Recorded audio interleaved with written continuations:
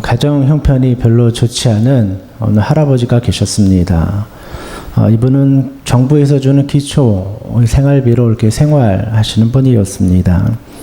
그런데 이분에게는요, 별명이 있었는데 감사 할아버지라는 별명이 있었습니다. 무슨 일을 만나든지요, 하나님 감사합니다, 이렇게 이야기하는 분이었어요. 그래서 사람들이 할아버지를 가리켜서 감사 할아버지 이렇게 불렀다고 합니다. 어느 날인가 이제 교회에서 행사를 마치고요, 음식이 좀 남아서 돼지고기를, 옛날에 이렇게 신문지에 쌌잖아요. 신문지에 싸가지고 할아버지에게 이렇게 줬다고 합니다. 할아버지가 그 돼지고기를 손에 들고 가다가 이렇게 돌부리에 걸려 넘어져서 돼지고기를 놓친 거예요. 땅바닥에 떨어져서 먹을 수가 없게 된 겁니다. 그때 이 할아버지가 뭐라고 고백했냐면, 하나님 앞에 이렇게 고백했다고 해요. 고기가 떨어져서 먹을 수 없게 되었지만 내 입맛이 떨어지지 않아서 하나님 감사합니다, 이렇게 고백했다는 거예요. 비록 고기는 먹을 수 없게 되었는데요, 그래도 먹고 싶은 입맛, 건강이 있으니까요, 감사합니다, 그렇게 고백했다고 합니다. 이 할아버지는요, 좋은 일이 있어도 감사하고요, 나쁜 일이 있어도 감사하시는 그런 분이었습니다. 때때로 우리도 길을 가다가요, 이 돌부리에 걸려 넘어질 때가 있어요. 고난과 어려움을 만날 때가 있어요. 어떤 분들은 사기를 당하시기도 하고, 어떤 분들은 건강을 잃어버리기도 하고, 어떤 분들은 원수들을 만나서 힘든 일을 만날 때도 있는 것이죠. 누구나 다 인생의 고난과 어려움을 만날 때가 있어요. 그런데 그때 중요한 것은요, 하나님 바라보고 감사의 마음을 잃어버리지 않는 거예요.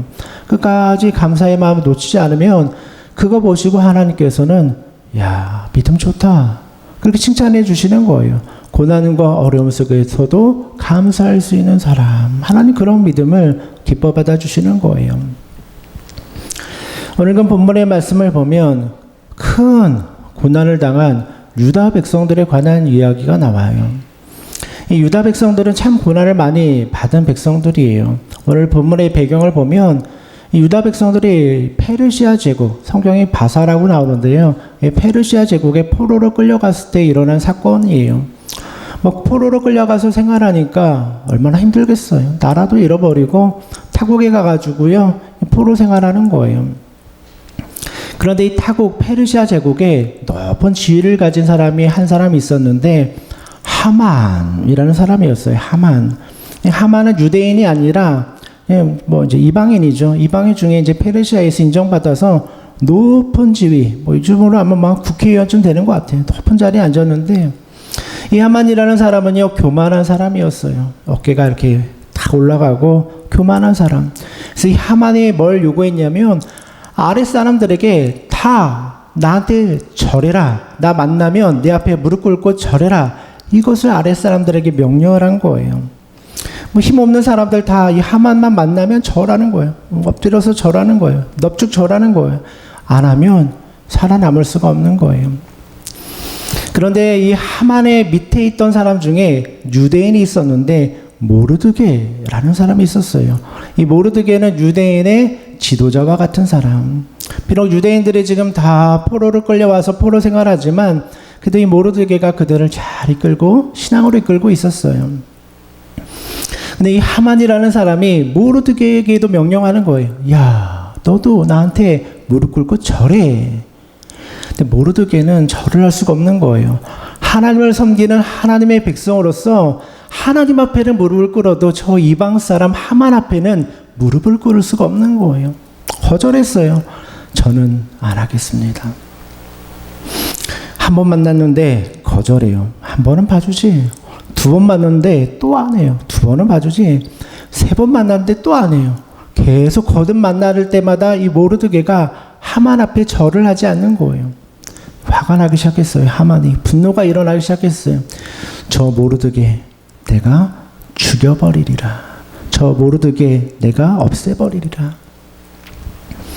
그런데 더 큰 문제는 뭐냐면, 모르드게만 죽이고자 계획을 한 것이 아니라 모든 유대인들을 다 멸절하려는 계획을 세웁니다. 유대인들이 협조하네, 저 포로로 끌려온 유대인들이 협조하네, 내가 다 죽여버리리라. 그런 계획을 세우게 됩니다. 큰일이 난 거죠. 유대인들은 위기 상황에 놓이게 된 거예요. 하만 한 사람 때문에 모든 유대인들이 다 멸절되어 버릴 수 있는 위기 상황 속에 놓이게 된 거예요. 얼마나 고통스러운 상황입니까? 포로로 끌려와서 포로 생활하는 것도 억울한데 힘든데 먹고 사는 것도 힘든데 이제는 이 유대인들을 다 죽여버리라는 계력 때문에 위기 상황 속에 놓이게 된 거예요. 여러분, 왜 유대인들, 이스라엘 백성들 이들을 멸절하려는 이 하만의 계획이 왜 문제가 있습니까? 이 말씀을 묵상해 보면요, 여기에 중요한 영적인 의미가 있어요.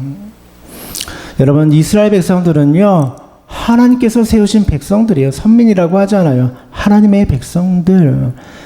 근데 왜 이스라엘 백성들이 의미가 있습니까? 왜 중요합니까? 그냥 선택받아서 중요한 게 아니에요. 하나님께서는 이스라엘 백성들, 유다 백성들을 통해서 중요한 역사적인 사건을 준비하고 계셨기 때문에 중요한 거예요. 그 사건이 뭡니까? 유대인들 중에 그 자손으로 하나님의 아들 예수 그리스도를 이 땅에 보내실 하나님의 계획을 가지고 있었다는 거예요. 여러분, 유대인들이 중요한 이유는요, 그들이 똑똑하고 잘나고 공부 잘해서 그런 게 아니에요. 하나님 입장에서 있을 때 유대인들, 이스라엘 백성을 통하여 이 땅에 예수 그리스도를 보내주실 하나님의 계획이 있기 때문에, 그래서 유대인들이 중요한 거예요. 예수 그리스도가 있기 때문에 중요한 거지. 예수님이 유대인들을 통해서 태어나지 않으면 유대인들은 관심 밖에 있을 수밖에 없는 거예요. 바꿔서 말해서 오늘 하만이요, 이 유대 백성들, 이스라엘 백성들을 다 멸절하려고 하는 이 계획은 반대로 말하면 무슨 계획입니까? 하나님의 일을 대적하는 계획이 될 수도 있다는 거예요. 이 하만이라는 사람은 믿음이 없는 사람이니까요, 하나님의 일 모르죠. 600년 후에 예수 그리스도가 이 땅에 오시는 거 모르죠. 관심도 없죠. 그러니 하나님의 백성에 대해서도 관심이 없는 거예요. 유대인들 내 앞에 절 안에 다 죽여버릴 거야. 그러니까 이렇게만 생각을 하는 거예요. 그러나 이 안에는 무시무시한 하나님의 일을 대적하는 이 하만의 교만이 숨어 있다는 것을 우리가 알아야 된다는 거예요. 유대인들 죽이면 그냥 속 시원하게 끝나겠지. 그게 아니라는 거예요. 유대인들을 죽이겠다라는 그 계획 속에서는 예수 그리스도가 이 땅에 오신 하나님의 그 계획을 내가 방해하겠다, 이러한 무시무시한 죄가 그 뒤에 숨어 있더라는 거예요. 오늘 본문은 그걸 보여주는 거예요. 하만의 유대인을 멸절하는 것이 쉬운 일이 아니라는 거예요. 하나님의 일을 대적하는 일이며 예수 그리스도가 이 땅에 오셔서 모든 인류를 구원한 이 대속의 역사를 방해하는 그러한 죄를 이 하만이 짓고 있더라는 거예요. 하만은 믿음이 없으니까 그냥 절 안 하네, 절 안 해, 내 말 안 들어, 내가 그냥 죽여버릴 거야. 그 뒤에 있는 유대 백성들 다 그냥 멸절해버릴 거야. 원수 갚아버릴 거야. 단순히 그렇게 단순하게 지금 하만을 생각하고 있더라는 거예요. 여러분, 사단은요 항상 하나님의 백성들을 노려요. 하나님의 백성들을 노려요. 우는 사자와 같이 달려들어서 물어뜯고 하나님의 일을 방해하기도 해요. 그런데 중요한 것은 이렇게 고난을 당할 때 우리가요 하나님 바라보는 거예요. 하만이 우리를 쳐서 다 멸절하라고 할 때 하나님 바라보는 거예요. 하나님, 하나님의 뜻을 보여주시옵소서. 하나님의 도우심을 주시옵소서. 고난의 때가 되면요 하나님의 뜻이 다 명확해지는 거예요. 그래서 여러분, 감사는 언제 하는 거죠? 고난 받을 때 감사하는 거예요. 다 편안하고요, 다 좋을 때 감사하는 건 누구나 다 할 수 있는 거예요. 하나님께서 원하시는 감사는요, 고난 받을 때, 어려울 때, 힘들 때, 괴로울 때 감사하는 게 진짜 감사라는 거예요. 미즈노 겐조라는 일본 시인이 있는데요. 예전에도 한번 소개했던 것 같아요. 내성마비로 몸을 움직일 수 없는 그러한 분이었어요. 근데 믿음이 좋아가지고요, 시를 많이 쓰셨는데 이분이 쓴 시 중에 제목이 괴롭지 않았더라면 이라는 시가 있어요. 괴롭지 않았더라면, 내가 이렇게 내성마비에 걸리지 않아서 몸이 자유로웠더라면 모르고 지냈을 것이 많다는 거예요. 반대로 내성마비에 걸려가지고 움직일 수도 없고 이 고난의 순간에 내가 하나님 앞에 깨달은 감사의 제목이 있다는 거예요. 그래서 쓴 시가 괴롭지 않았더라면 이라는 시인데요. 제가 한번 읽어드릴게요. 짧은데요. 괴롭지 않았더라면 내가 그리스도를 알 수 있었을까? 괴롭지 않았더라면 이 보배로운 진리를 깨달을 수 있었을까? 괴롭지 않았더라면, 괴롭지 않았더라면. 이분은 세상적인 관점으로 볼 때요, 너무나 고통스러운 분이었어요. 온몸을 움직일 수 없는 그런 고통 속에 있었어요. 근데 그 고통 속에서 예수 그리스도를 만난 거예요. 그리고 오히려 그 괴로움 속에서 주님을 만난 게 감사합니다. 이렇게 고백하고 있는 거예요. 우리 이 땅을 살아가면서요, 항상 고난과 함께 할 수밖에 없어요. 여러분, 사람들은 연약하기 때문에요, 고난 없이 살아가는 사람 한 사람도 없어요. 집에 가면 다 고통스럽잖아요. 물질 때문에 힘들고, 건강 때문에 힘들고, 관계 때문에 힘들고, 자식 때문에 힘들고, 가족 때문에 힘들고, 다 고통 속에 살아가는 거예요. 그래서 어떤 분이 그런 이야기를 했어요. 축복과 고난은 항상 같이 간다. 투트랙처럼 항상 같이 간다. 축복이 오고 끝나면 고난이 오고, 고난이 끝나면 축복이 오는 게 아니라 고난과 축복은 투택으로 항상 같이 간다. 이런 말을 했어요. 축복 속에도요, 고난이 있는 거예요. 근데 고난 속에도요, 축복이 있는 거예요. 축복 속에서도 고난을 만날 때가 있고, 고난 속에서도 감사를 할 수 있는 거예요. 그러니까 모든 인생이 돌아보면 다 고난의 연속이에요. 고난. 그러나 그 밑에 흐르는 축복의 강이 있다는 거예요. 그걸 발견한 사람은요, 고난 속에서도 감사하는 거예요. 갑자기 감사가 터져 나오는 거예요. 유대인들을 멸절하려는 이 하만의 계획, 유대인들에게 얼마나 고통스러워요. 자유도 없는데 다른 나라에서 포로 생활하는데 저 하만이라는 사람이, 높은 권위를 가진 사람이 나를 죽이겠대요. 얼마나 고통스럽습니까? 얼마나 어렵습니까? 이때 모르드게는 당시 페르시아 왕궁의 왕후, 왕의 부인이죠. 왕후로 있었던 에스더라는 사람을 찾아가요. 이 에스더는 유대인이었는데 페르시아 왕의 눈에 들어가지고 페르시아 제국의 왕후가 된 사람이에요. 유대인 출신으로 출세한 거죠. 왕후가 된 거예요. 높은 자리에 앉은 거예요. 그러니까 이 모르드게가 생각하기를 이 위기를 극복해 줄 사람, 이겨내 줄 수 있는 사람은 에스더밖에 없다. 유대인 중에 가장 높은 자리에 있으니 에스더 찾아가면 뭔가 해결점이 있겠지. 에스더를 찾아가는 장면이 오늘 본문의 말씀이에요. 모르드게가 에스더를 찾아가서 이렇게 말합니다. 에스더를 찾아가서 오늘 8절 말씀에 나와 있죠. 또 유다인을 진멸하라고 수상궁에서 내린 초본을 하닥에게 주어 에스더에게 보여 알게 하고 또 그에게 부탁하여 왕에게 나아가서 그 앞에서 자기 민족을 위하여 간절히 구하라 하니. 8절의 말씀을 보니까요, 이 모르드게가 에스더에게 보여준 게 있어요. 뭘 보여주냐면 공문을 보여준 거예요. 페르시아 제국 왕으로부터 받은 공문, 유대인들을 다 멸절하라는 공문을 보여준 거예요. 봐라, 지금 우리 유대인들이 다 죽게 생겼다 보여주는 거예요. 그리고 에스더에게 부탁을 하는 거예요. 왕에게 나아가서 제발 우리 유다 민족 좀 살려달라고 부탁 좀 해달라. 그렇게 에스더에게 청원을 하고 있는 거예요. 그런데 에스더도요, 어려움이 있었어요. 곤란한 점이 있었어요. 당시의 법으로 따지면 페르시아의 왕은 아무나 만날 수 있는 사람이 아니었어요. 비록 자신이 왕후일지라도, 왕의 부인일지라도 왕 앞에 함부로 나갈 수 없는 거예요. 왕이 부르지 않았는데 그 앞에 나가면 죽거나 살거나 둘 중에 하나예요. 왕이 살려주면 살고 그 자리에서 죽이면 죽어야 되는 게 페르시아의 법이었어요.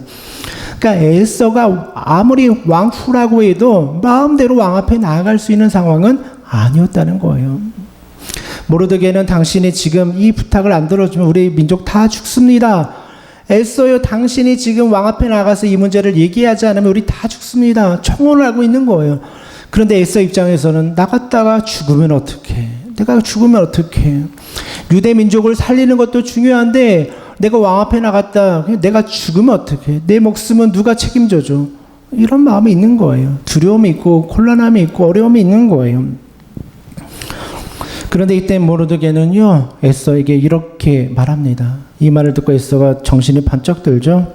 오늘 14절 말씀을 보니까요, 이때 내가 만일 잠잠하여 말이 없으면 유다인은 다른 데로 말미암아 노임과 구원을 얻으려니와 너와 내 아버지 집은 멸망하리라. 내가 왕후의 자리를 얻은 것이 이때를 위함이 아닌지 누가 알겠느냐. 오늘 14절의 말씀을 보면 모르드게는 에스더에게 중요한 말을 해요. 이때 내가 만일 잠잠하여 말이 없으면, 이 유대인의 위기를 네가 그냥 무시하고 지나가면 유대인들은 다른 데로 말미암아 노임과 구원을 받을 것이다. 그러나 내 집과 내 가족들은 멸망할 것이다. 이 모르드게가 에스더에게 주는 메시지예요. 그동안 에스더는요, 왕국에서 생활했으니까 불편함이 없어요. 어려움이 없어요. 고생도 하지 않았어요.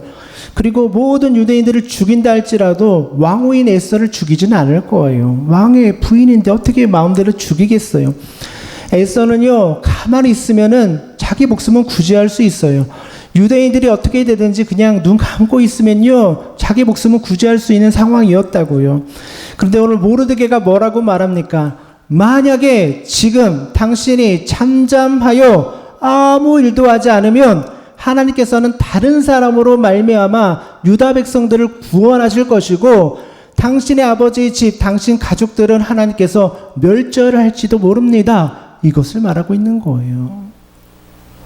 여러분, 하나님께서 이 말씀을 통해서 우리에게 주시는 메시지가 무엇입니까? 잠잠하지 말라는 거예요. 결단해야 될 때, 믿음으로 일어서야 될 때 잠잠하지 말라는 거예요. 가만히 있지 말라는 거예요.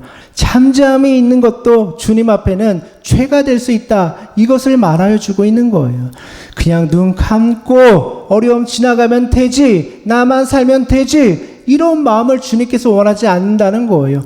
잠잠하면 안 돼. 결단할 때 결단해야지. 주님의 복음을 증거하는 것도 마찬가지예요. 그냥 눈 감고 있으면 편하잖아요. 그냥 편하잖아. 저 사람이 죽든 말든 나랑 무슨 상관이야. 눈 감고 있으면 편안하잖아요. 전도 안 하고 가만히 있으면 편안하잖아요. 그래서 주님께서 말씀하여 주시는 거예요. 그렇게 잠잠하고 있으면 그 사람은 다른 사람을 인해서 구원받을 수 있다. 근데 그 죄값은 네가 치러야 된다.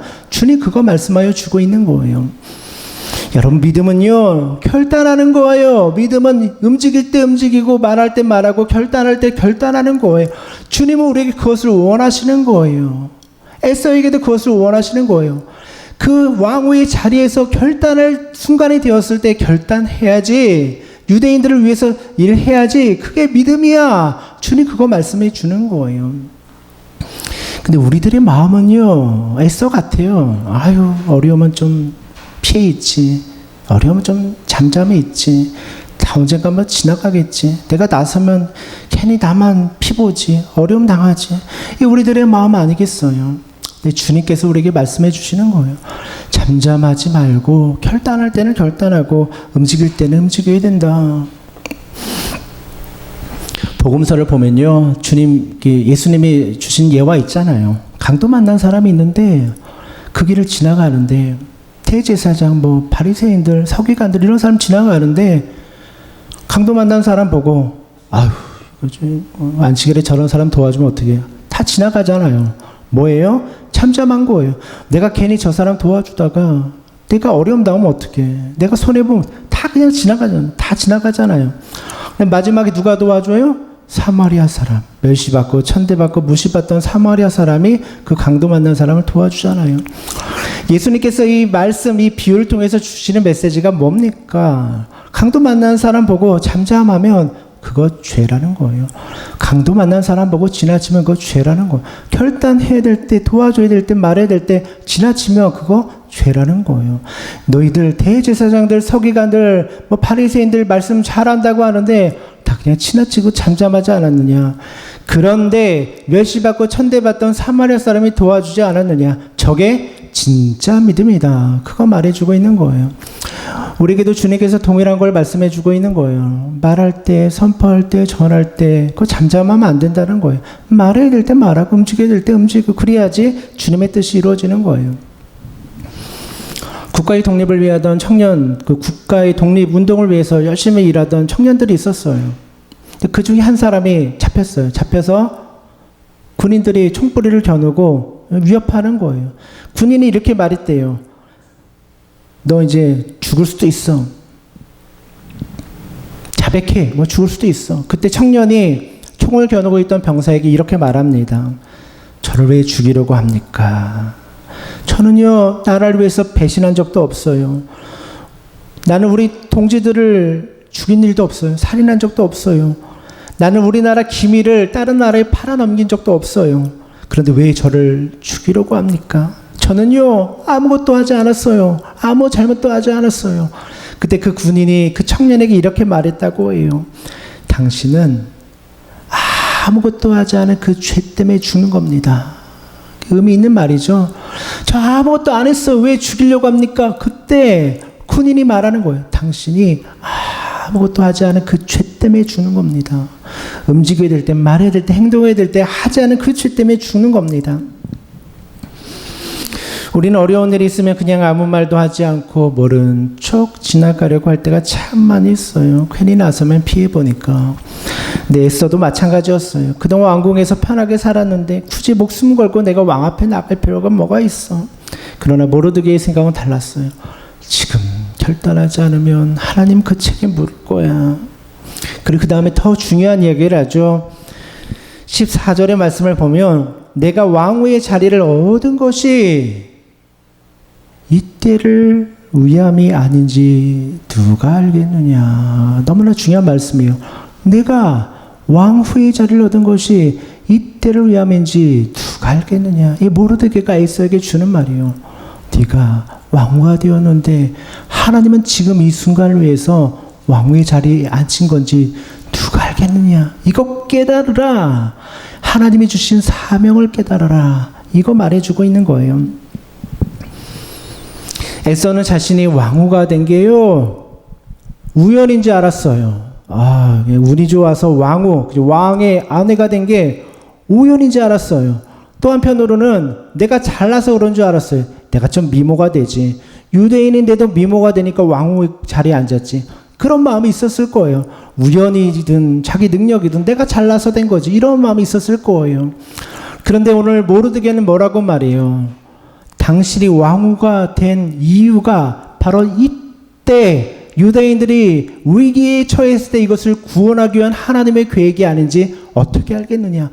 굉장히 의미심장한 말을 하고 있는 거예요. 하나님의 때를 읽고 하나님의 계획을 알고 하나님의 예비하심을 알기 때문에 이와 같은 고백을 할 수 있는 거예요. 우리도 때때로 이런 경험을 할 때가 있어요. 지금 여러분들이 처해 있는 상황이요, 절대 우연적으로 일어나는 일은 하나도 없다는 거예요.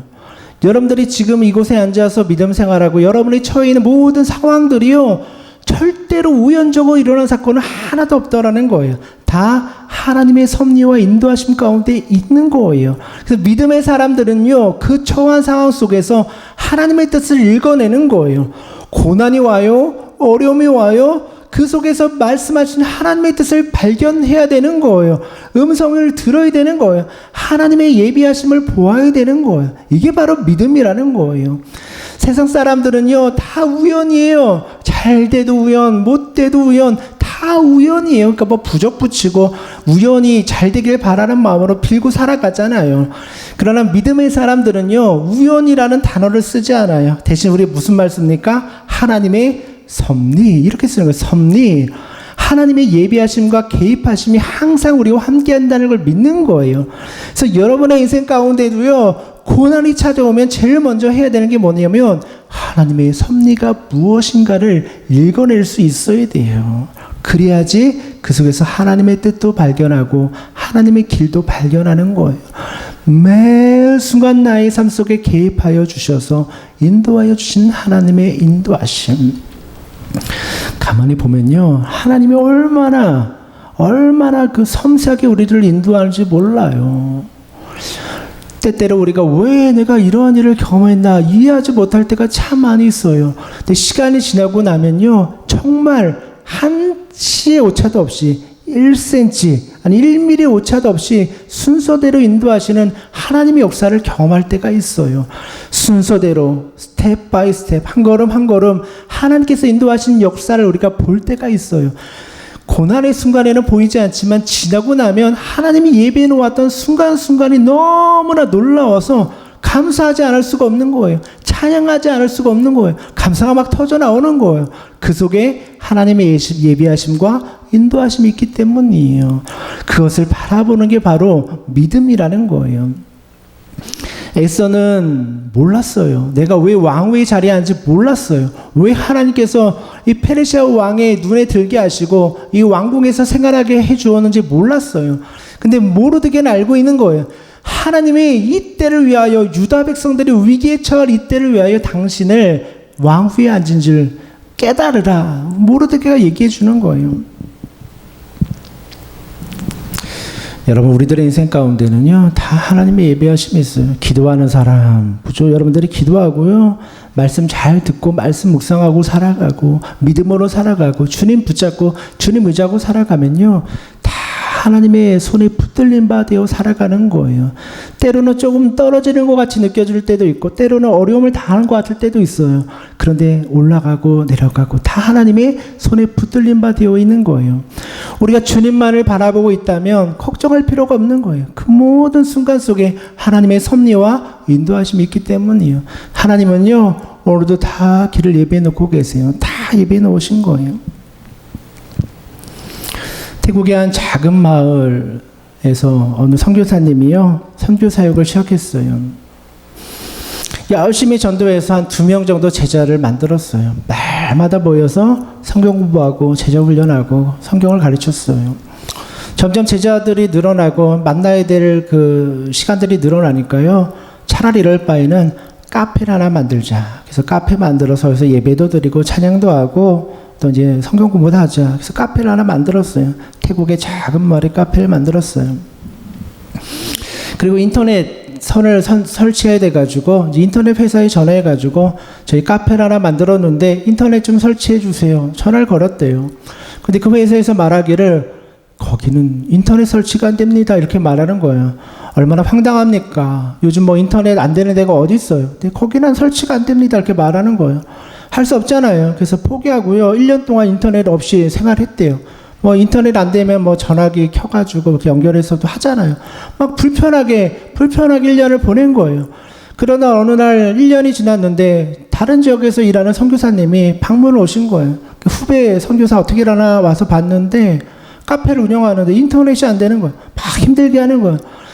그 모습을 보더니 선배 선교사가 깔깔깔깔 막 웃더라는 거예요. 막 한참을 웃더니 그 후배 선교사에게 이렇게 조언해 주었다고 해요. 자네 지금 운영하는 이 카페에는 이미 처음 건물을 지을 때 인터넷선이 다 시공되어 있었어. 요즘 아파트 보면요, 인터넷선 다 시공되어 있는 데 있어요. 선만 꼽으면 인터넷 다 돼요.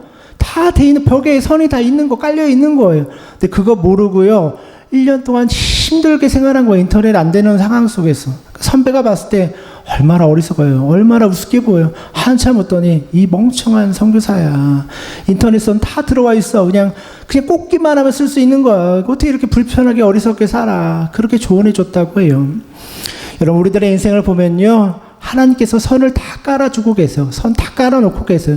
여러분들이 필요한 거 채워주려고 하나님이 선 다 연결해 놓고 계세요.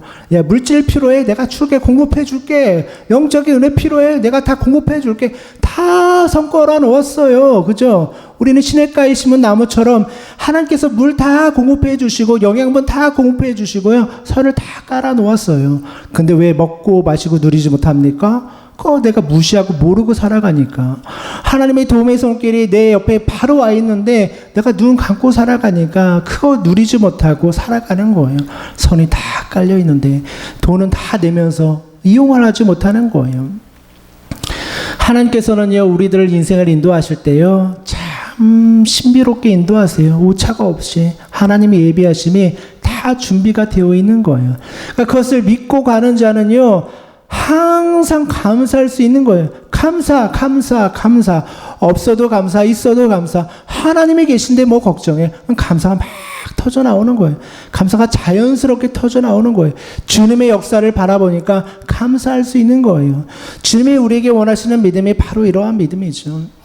에서는요 모르드게이 두 말 결단해라. 그리고 지금이 하나님의 때가 아닌지 네가 어떻게 알겠느냐. 이 두 말을 듣고 정신이 번쩍 들어요. 그래서 에서가 고백했던 거 우리 잘 아는 말 있잖아요. 너무나 유명한 말. 내가 왕 앞에 나아가리다. 목숨 걸고 나아가리다. 날 위해서 기도 좀 해주십시오. 그러나 내가 죽으면 죽으리이다. 이게 에서의 고백이잖아요. 죽으면 죽으리이다. 그러고 왕 앞에 나가는 에서의 모습을 보여줘요. 죽으면 죽으리이다. 이게 에서의 고백이었어요. 여러분 이 세상에서 제일 무서운 사람이 어떤 사람인지 알아요? 죽으면 죽으리다 하고 덤비는 사람이 제일 무서운 거예요. 죽여봐라 죽여봐라 하고 덤비는 사람이 제일 무서운 거예요. 죽으면 죽으리다 덤비는 사람은 감당할 수 없는 거예요. 잃을 게 없으니까 감당할 수 없는 거예요. 왜 그리스도인은요 죽으면 죽으리다 이렇게 고백할 수 있는지 아십니까? 그것은 우리가 부활신앙을 믿기 때문이에요. 그리스도인에게는요 부활이 있어요. 그러니까요 죽여라. 하나님이 날 부활시켜 주실 텐데 뭘 걱정하냐. 이게 그리스도인의 믿음이라고요. 그래서 그리스도인만이 죽으면 죽으리라 이 고백을 할 수 있는 거예요. 나를 죽여도 하나님께서 날 살려주실 텐데. 주님을 믿는 자는 죽어도 살고 살아서 믿는 자는 영원히 살 것을 내가 믿는데 뭘 두려워해. 담대하게 나가는 거예요. 칼이 들어와도 복음 전하고 담대하게 나가는 거예요. 돌 맞아 죽어도 나가서 전도하고 복음 전하는 거예요. 이게 바로 그리스도인의 능력이라는 거예요. 어떻게 죽으면 죽으리라 고백합니까? 우리 안에 부활신앙이 있으니까. 예수 그리스도에 대한 확신이 있으니까. 여호와가 나의 힘이시여 여호와가 나의 반석이시여 다 고백할 수 있으니까요. 담대하게 나가는 거예요. 그냥 주님 믿고 다 던져버리고 나가는 거예요. 여러분 예수님의 십자가가 뭡니까? 죽으면 죽으리라 고백한 게 예수님의 십자가예요. 십자가가 다른 게 아니에요. 죽으면 죽으리라. 왜 세상 사람들이 예수님을 감당하지 못합니까? 왜 로마 사람들이 예수님을 감당하지 못합니까? 왜 유대인의 고관들이 예수님을 감당하지 못합니까? 이유는 하나예요. 죽으면 죽으리라. 예수님은 살기 위해서 오신 게 아니라 죽기 위해서 이 땅에 오신 거예요. 그러니까 감당이 안 되는 거예요. 칼 들이밀고 협박하고 침뱉고 모욕하고 짓밟아도 감당이 안 되는 거예요. 왜요? 죽으면 죽으리라. 죽기 위해서 이 땅에 오신 분을 어떻게 감당합니까? 죽여도 안 되는데, 죽여도 3일 만에 부활하는데 어떻게 감당합니까? 여기에 예수 그리스도의 능력이 숨어 있다는 거예요. 여러분 다 예수님 따라가는 사람들이잖아요. 다 주님의 제자라고 하면 여기 주님 따라가잖아요. 우리도 결단해야죠. 죽으면 죽으리라. 뭐 까짓 거 뭐 문제가 뭐가 있겠어. 그냥 죽으면 죽는 거지. 이런 마음으로 사는 게 그리스도인이라는 거예요. 뭐 걱정할 게 있고 뭐 두려워할 게 있습니까? 그러면요 다 감사할 수 있어요. 어떤 상황 속에서도 감사하고 찬양하고 하나님 높일 수 있는 거예요. 죽으면 죽으리라. 이 믿음 갖고 사는 거예요. 요즘 뭐 경제 어렵잖아요. 다들 죽겠다고 말하잖아요. 뭐 죽기야 더 하겠어. 이런 마음으로 살면 뭐 걱정할 게 없어요. 그냥 그렇게 사는 거예요. 그게 바로 그리스도인의 능력이라는 거예요. 오늘 주님께서 우리에게 원하시는 믿음이 바로 그런 것 아니겠습니까? 어느 목사님 복음 전하는데요. 어려운 일이 많았대요. 어려움 많잖아요. 전도해도 안 되고. 하나님 앞에 기도했대요. 하나님 어려울 때 어떻게 됩니까? 하나님이 2개 가르쳐 주더라는 거예요. 왜 안 될까? 기도하고 어떻게 하면 될까? 2개만 갖고 기도해라. 전도하다 안 되면 왜 안 될까? 어떻게 하면 될까? 이것만 갖고 기도해라. 주님이 그렇게 말씀해 주시는 것 같더라는 거예요. 그래서 그 말씀 갖고 매일같이 기도하는 거예요. 왜 주님이 안 될까요? 어떻게 하면 될까요? 이거 갖고 주님 앞에 기도했대요. 근데 어느 날 12시가 되었는데 어떤 술 취한 사람이 사택문을 막 두드리더라는 쾅쾅쾅 두드리는 거예요. 문을 열었더니 아주 그냥 술이 그냥 만취가 된 사람이 막 행패를 부르면서 이 목사님 멱살을 잡고 막 그냥 뺨을 때리고 그러더라는 거예요. 그때 목사님이 하나님 앞에 똑같이 기도했어요. 하나님 이 사람 왜 이럴까요? 하나님 저 여기서 어떻게 하면 될까요? 주님이 그렇게 마음을 주더라는 거예요. 그냥 맞아줘. 그런 마음을 주더라는 거예요. 그래서 술 취한 사람이 때리는데 그냥 다 맞아줬대요. 다 맞아주고 친절히 말해주고 정신 차리니까 잘해서 돌려보냈대요. 그랬더니 그 사람이 나중에 예수님을 믿게 되고요. 그 교회의 중직자가 되었다는 거예요. 주님께서 주신 대로 맞아. 그럼 그게 이기는 거야. 맞았대요. 그랬더니 그 사람이 변화되는 역사가 일어난 거예요. 어떻게 이러한 일을 할 수 있습니까? 죽으면 죽으리라 믿음이 있으니까 되는 거예요. 때려라, 난 맞겠다. 욕해라, 난 욕 듣겠다.